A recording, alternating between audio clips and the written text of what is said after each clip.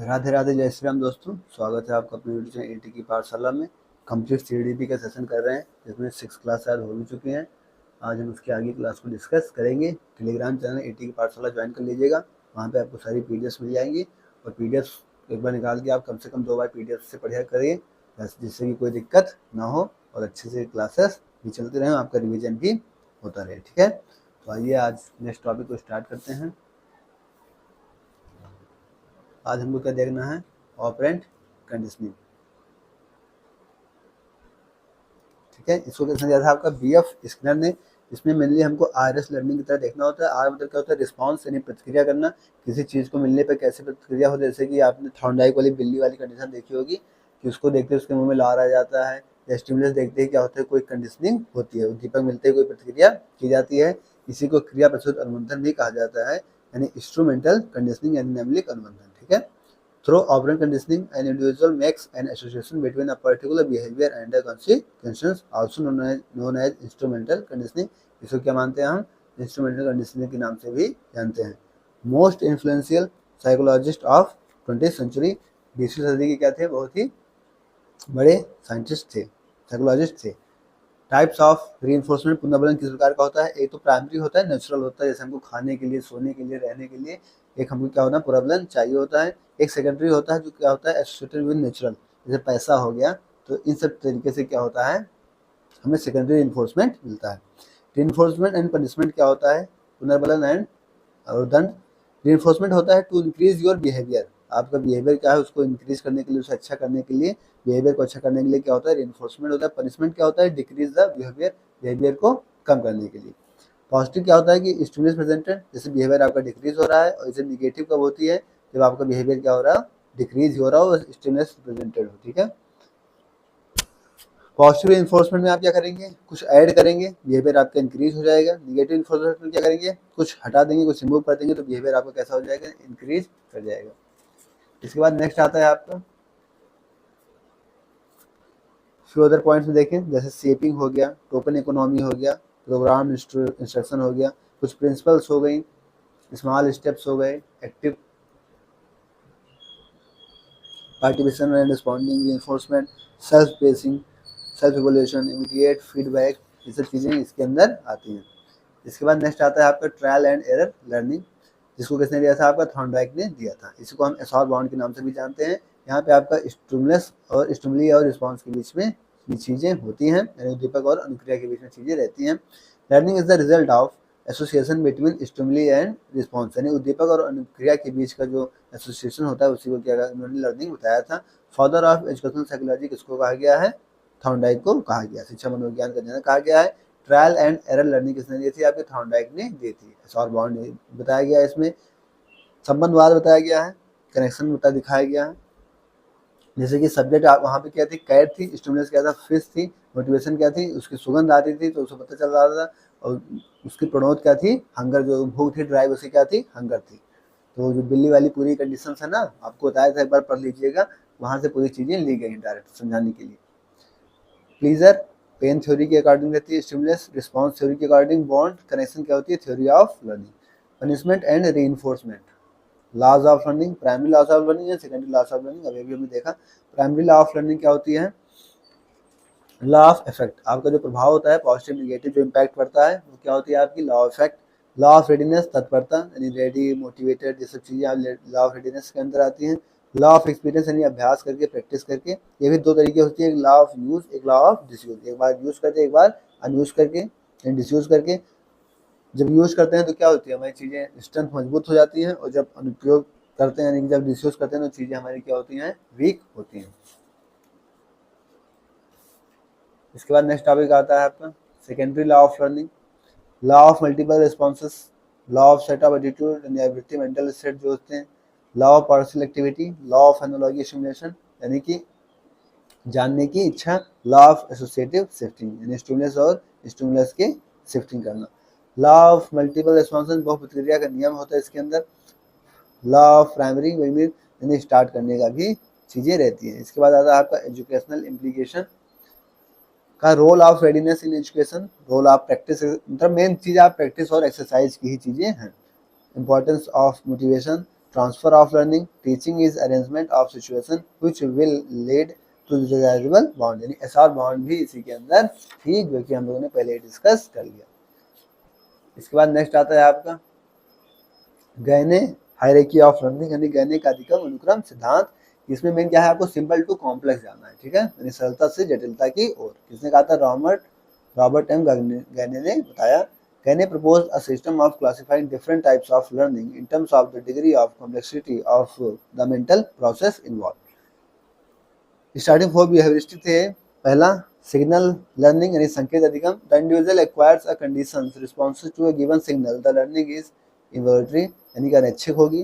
दूसरा उन्होंने बताया कि स्टिमुलस रिस्पॉन्स लर्निंग यानी उद्दीपक अनुक्रिया अधिगम, the individual makes responses to specific stimuli, the correct response is rewarded, जो करेक्ट रिस्पॉन्स होगा उसके क्या होगा, रिवार्ड मिल जाएगा। जैसे कोई चीज़ आप चाहते हैं फिर आप उसके लिए कुछ करते हैं, तो जब चीज़ें सही होती है तो आपको क्या होता है, रिवार्ड के रूप में कुछ ना कुछ चीज़ें मिल जाती हैं। जैसे पढ़ाई कर रहे हैं, आप सही डायरेक्शन में पढ़ाई कर रहे हैं, सही चीज़ पढ़ रहे हैं, तो फिर रिवार्ड के रूप में जॉब मिलनी निश्चित है, तो ऐसे समझ जाइए।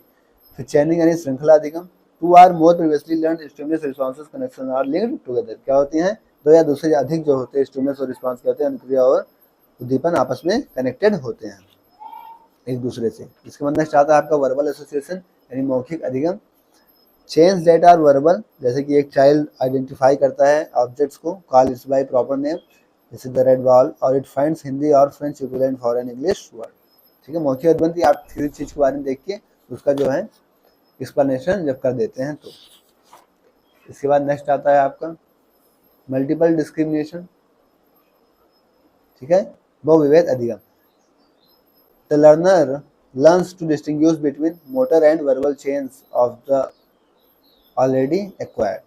फिर नेक्स्ट आता है आपका कॉन्सेप्ट लर्निंग यानी संप्रदाय अधिगम, कॉन्सेप्ट की चीज़ें सीखनी, जैसे common response to a class of stimuli in learning a concept, the learner responded to stimuli by identifying its abstract characteristics like shape, colour etc, मतलब शेप के आधार पे, कलर के आधार पे चीज़ों को डिफाइन करना, चीज़ों को समझना, चीज़ों को परिभाषित करना, तो ये सब किसमें आता है, आपका कॉन्सेप्ट लर्निंग के अकॉर्डिंग रहता है। इसके बाद नेक्स्ट आती है आपकी रूल लर्निंग यानी अधिगम सिद्धांत, तो in learning a rule we relate two or more concept, इसमें क्या होता है, रूल लर्निंग में क्या होता है, दो या दो से अधिक कॉन्सेप्ट को क्या कहते हैं, हम मिक्स करते हैं। जैसे at 100 centigrade water will boil, water क्या होगा, उबलेगा। Here temperature and boiling point are two concept related by rule, यहाँ क्या होगा, बॉइलिंग पॉइंट और टेम्परेचर का क्या होगा, दो कॉन्सेप्ट आपस में रिलेट कर रहे हैं, तो ये क्या होगा, आपका रूल लर्निंग हो गया। नेक्स्ट आता है इसके बाद आपका प्रॉब्लम सॉल्विंग यानी समस्या समाधान, यह होती है हाईएस्ट लेवल में, जैसे आर लेवल आर यूज, इसमें जो है सभी लेवल अभी तक हम लोग जितने पढ़े हैं 7 लेवल, 8वें लेवल में क्या होते हैं, सभी के सभी यूज हो जाते हैं। 1 से 4 आपका बिहेवियर एस्पेक्ट पे होता है और 5 से 8 आपका कॉग्निटिव एस्पेक्ट पे होता है। 1 से 4 वाले रूल्स में आप क्या करेंगे, आप बिहेवियर पे ज़्यादा अधिकता रहती है, और 5 से 8 वाले में आपका कॉग्निटिव यानी जो संज्ञान की चीज़ें हैं, जो आपके दिमाग की चीज़ें हैं, उनके एस्पेक्ट्स की ज़्यादा वेराइटीज़ होती है। नेक्स्ट आता है the varieties of learning of identified by Giani, number 1 verbal information skills, दूसरा इंटेलेक्चुअल स्किल्स, तीसरा मोटर स्किल्स, चौथा कॉग्निटिव स्टडीज, पांचवा एल्टीट्यूड्स। इसके बाद नेक्स्ट आता है आपका फ्लेंडर इंटरेक्शन, फ्लेंडर का इंटरेक्शन क्या था, फ्लेंडर इंटरेक्शन एनालिसिस कैटेगरीज, इसे हम FIAC भी कहते हैं, इसका फुल फॉर्म याद रखिएगा, Flanders interaction analysis categories. Teacher talk क्या होती है, टीचर एक्सेप्ट पीपल्स फीलिंग्स, क्या होते हैं, टीचर अपने शिष्यों की फीलिंग्स को समझते हैं, उसे ग्रहण करते हैं। टीचर प्रेजेस और इंकरेजेस पीपल्स, टीचर क्या कहते हैं, टीचर करते हैं या तो उसे प्रेरणा देंगे या फिर उसको मोटिवेशन को डाउन करते हैं। टीचर एक्सेप्ट्स और uses ideas of people, teacher क्या कहते हैं, जो शिष्य होते हैं, बच्चे होते हैं, उनके आइडियाज को क्या करते हैं, एक्सेप्ट करते हैं। Teacher ask question, teacher question पूछते हैं। टीचर लेक्चर देते हैं, teacher gives direction, teacher direction को देते हैं, टीचर निर्देश देते हैं। टीचर क्रिटिसाइज पीपल्स और जस्टिफाइज अथॉरिटी, टीचर क्या करते हैं, बच्चों के क्रिटिसाइज भी करते हैं जहाँ पे वो गलत होते हैं और जस्टिफाई भी करते हैं। पीपल टॉक्स, बच्चे क्या करते हैं, people talks in response to teacher, शिष्य क्या करते हैं, बच्चे टीचर से बातचीत करते हैं, रिस्पॉन्स करते हैं। पीपल इनिशिएट टॉक को क्या करते हैं, अंतरिक्त होकर बातचीत करते हैं। और साइलेंस और कन्फ्यूजन, टेस्ट ऑफिस क्या होती है आपकी, साइलेंस होके रहते हैं। उसके बाद नेक्स्ट आता है आपका बंडूरा ऑब्जर्वेशनल लर्निंग यानी बंडूरा का अवलोकन सिद्धांत, इसी को हम सामाजिक अधिगम सिद्धांत भी कहते हैं। यहाँ पे दो चीज़ होती है, एक SLT एक SCT।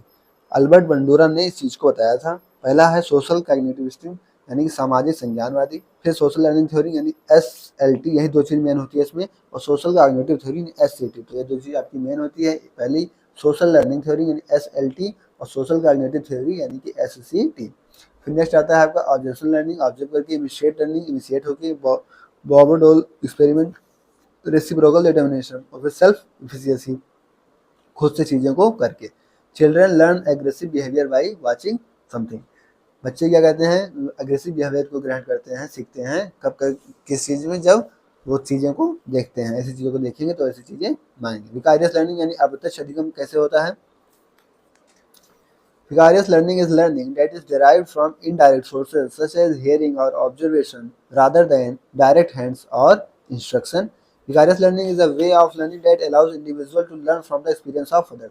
Vicarious learning आपको क्या कहती है कि दूसरे के एक्सपीरियंस से सीखने में आपको मदद करती है। जैसे कि आपसे ज़्यादा या आपसे मदराज चीज़ें जो लोग होंगे उनके पास, जिनके पास ज़्यादा एक्सपीरियंस होगा, तो क्या होता है हम उनसे कुछ ना कुछ सीखते हैं। जैसे हम अपने घर परिवार, अगल बगल, मम्मी पापा, या फिर जो भी हमसे बड़ा होता है, जो भी हमसे पहले उस चीज़ों को डिफाइन कर चुका होता है, तो क्या करते हैं हम उनके एक्सपीरियंस से कुछ ना कुछ सीखते हैं। जैसे आप तैयारी के फील्ड में आते हैं तो फिर आप क्या करते हैं कि अगर आपको कोई ऐसा बंदा मिलता है जिससे आप देखते हैं कि हाँ ये पहले से तैयारी कर रहा है या इसमें सफल हो चुका है, तो हम क्या करते हैं उसके एक्सपीरियंस से सीखने की कोशिश करते हैं, उससे बातचीत करते हैं और कुछ जानने की और चीज़ों को सीखते हैं। ठीक है, जैसे इसमें एग्जाम्पल भी दिया है कि when an individual sees or hears a live situation, watches a video, listen to a story, reads a book और imagines a situation, किसी सिचुएशन को इमेजिन करके या फिर बुक को पढ़ के या फिर किसी स्टोरी को सुन के या फिर किसी वीडियो को देख के क्या करते हैं हम, या किसी भी लाइव सिचुएशन को देख के क्या करते हैं कोई चीज़ सीखते हैं। तो यही चीज़ हमारी क्या है, विकारियस लर्निंग यानी अप्रत्यक्ष अधिगम होती है। बेनिफिट्स क्या होते हैं इसके? Easy to obtain an experience, क्या होता है आराम से उस एक्सपीरियंस को ग्रहण करने की चीज़ें होती हैं। It takes risk out of the situation, ये रिस्क होता है सिचुएशन से निकलने के लिए। Improvement in initiation and knowledge retention, knowledge क्या होती है बढ़ती है। Vicarious learning, vicarious reinforcement, vicarious punishment, इन तीन चीज़ों का भी ध्यान रखिएगा।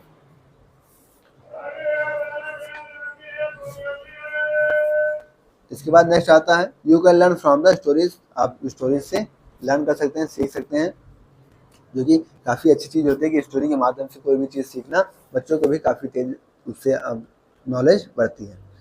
मॉडलिंग प्रोसेस क्या होता है? पहला अटेंशन यानी अवधान, दूसरा रिटेंशन होता है यानी अवधारणा, तीसरा रिप्रोडक्शन यानी पुनरुत्पादन यानी प्रोडक्शन करना, मोटिवेशन और प्रेरणा यानी रेनफोर्समेंट करना, किसी चीज़ के लिए आपको मोटिवेट करना, रेनफोर्स करना उस चीज़ के लिए कि आप उस चीज़ को फिर से करें। जैसे कि जब मोटिवेशन डाउन हो जाता है खासतौर पर तैयारी करते समय, तो फिर हम क्या करते हैं यूट्यूब पे या फिर कहीं भी मोटिवेशनल वीडियो देखते हैं अपने आप को रेनफोर्स करने के लिए।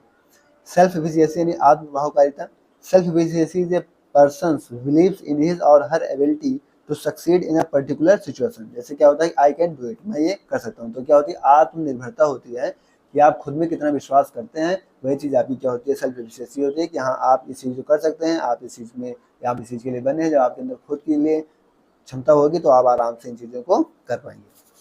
फिर नेक्स्ट आता है आपका रेसिप्रोकल डिटर्मिनिज्म, इसमें आपको याद रखना पहला होता है आपका पर्सनल फैक्टर्स, जो कि डायरेक्ट रिलेट करता है किसी बिहेवियर से, यानी व्यक्तिगत कारक किससे, बिहेवियर से। ये आपका जुड़ा होता है एनवायरनमेंट से यानी वातावरण से, और वातावरण किससे जुड़ता है आपके पर्सनल फैक्टर से जुड़ा होता है। तो ये क्या होता है चारों चीज़ें आपस में क्या होती है कोरिलेट करती हैं। बिहेवियर का देखें तो बिहेवियर क्या होता है एक्शंस एंड डिसीजन के रूप में होती है। ये इन्वायरमेंट क्या होता है आपका एक्सटर्नल चीज़ें होती है जैसे स्पेस, लॉस, ऑब्जेक्ट, और ये जब आदमी से जुड़ा होता है पर्सन से, जैसे क्या होता है इंटरनल कमेंसीज यानी कॉग्निटिव हो गया, इमोशनल हो गया, फिजिकल हो गया। तो इन सब चीज़ों से क्या होता है रिलेट हो जाता है। नेक्स्ट आता है आपका सोशल लर्निंग थ्योरी यानी SECT में हम क्या क्या चीज़ें ऑब्जर्व करते हैं। तो होता है ऑब्जर्वेशन लर्निंग, ऑब्जर्व करके चीज़ों को सीखना। इमेजिनेटिव लर्निंग, नकल करके चीज़ों को सीखना देख के। विकारियस लर्निंग यानी कि मौखिक रूप से चीज़ों को सीखना, चीज़ों को एनालाइज करके सीखना। Board experiment, modelling process ARPR के रूप में। सेल्फ एफिशिएंसी, खुद में विश्वास करके। रेसिप्रोकल डिटर्मिनिज्म करके चीज़ें भी हम SLT में सीखते हैं। इसके बाद नेक्स्ट आता है आपका कोलर इंसाइटफुल लर्निंग यानी कोलर का अंतर्दृष्टि यानी सूच का सिद्धांत। गेस्टाल्ट स्कूल ऑफ साइकोलॉजी में क्या होता है बेस्ड ऑन कॉग्निटिव एलिमेंट्स, हमारे संज्ञानवाद के तत्व पर क्या होता है पूरी तरीके से आपका Gestalt school of psychology depend करती है। Invented due to a sudden incident on Canary Island, South Africa during First World War. Kohler was alone on the island, Kohler क्या थे, उस आइसलैंड पे अकेले थे। He observe that how animals also learn like humans by intelligent inspection, उन्होंने क्या observe किया कि कैसे जो है जानवर सीखते हैं जैसे ह्यूमंस की तरह बाय इंटेलिजेंट इंस्पेक्शन, अपनी बुद्धि से।